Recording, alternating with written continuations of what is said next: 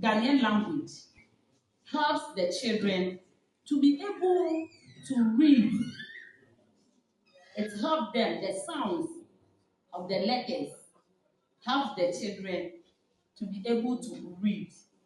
So I'm pleading to the director, the chief executive, the MP of Ellembelle to help us to create this awareness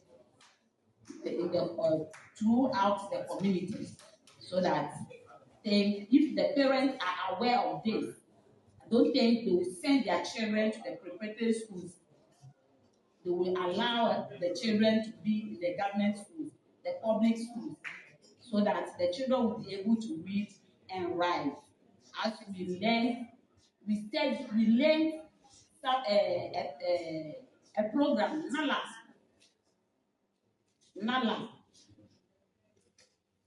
the learning program, NALA. We were doing that in the schools. But when the preparatory schools came, then they take their children to the schools. So I'm pleading that this awareness will be created. Thank you very much.